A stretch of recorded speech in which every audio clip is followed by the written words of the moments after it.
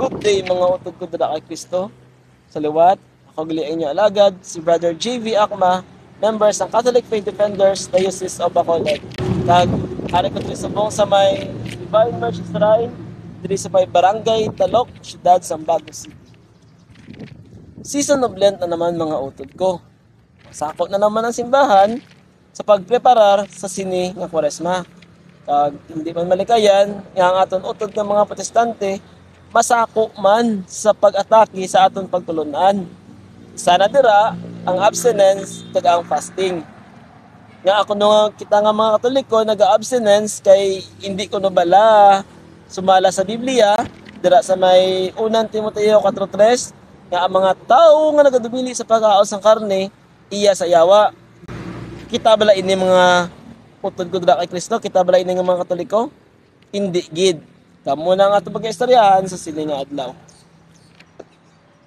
Antes ay nasabton mga utod ko, no, kinahanglan naton na naintsindihon kung ano gibala ang natawag nga fasting and abstinence. Ang fasting and abstinence nabilong ni sa di ba may apat na sa kadis ang simbahan, doctrine, dogma, discipline, and devotion. Ang fasting and abstinence nabilong ni siya sa discipline.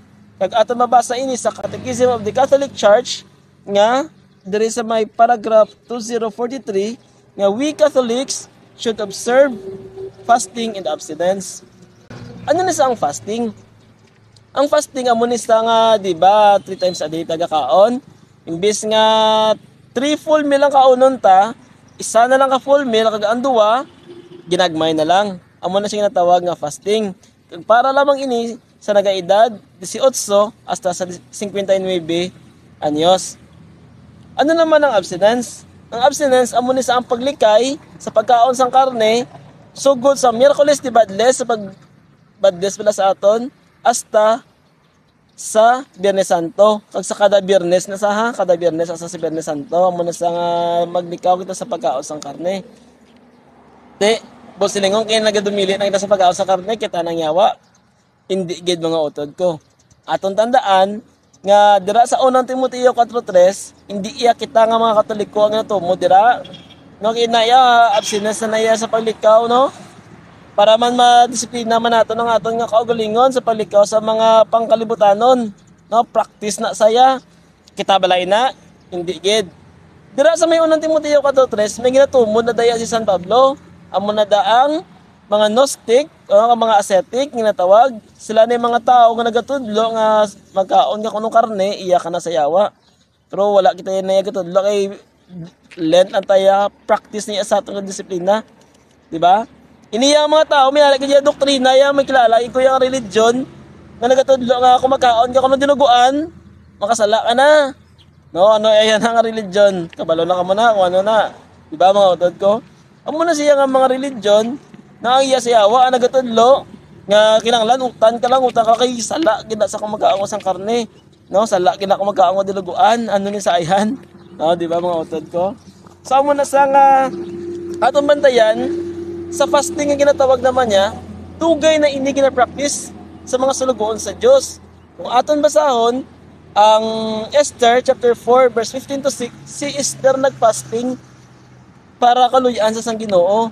And at the same time, kung atong basahon ang Jonah, chapter 3, verse 4 to 10, si Jonah nagfasting man para kamot-amo sa sang Ginoo. Kag mismo ang atong Ginoong Hesukristo, nagfasting 40 days and 40 nights. No, kung atong basahon ang Mateo, chapter 4, verse 1 to 11. No, busilingon, kita nga mga Katoliko, tungod kita ang simbahan na kintukon ni Kristo, kita lamang ang nag-practice ng natawag nga fasting and abstinence. Sa ibang religion yara na, wala. Busilingon, kita lamang ang inline no, sa ginatudlo sa Biblia, kita lamang ang mga sulugoon sa Diyos ang nag-practice ng fasting sa iban para sa ila wala na saya. No? Tagaton tandaan mga utod ko, ang fasting and abstinence, disiplina na sa simbahan.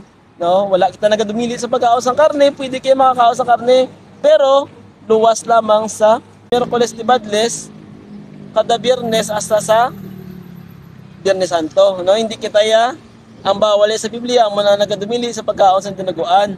Ano na yan ng simbahan mga utod ko. Isaliwat, madamong gid nga salamat, and God bless.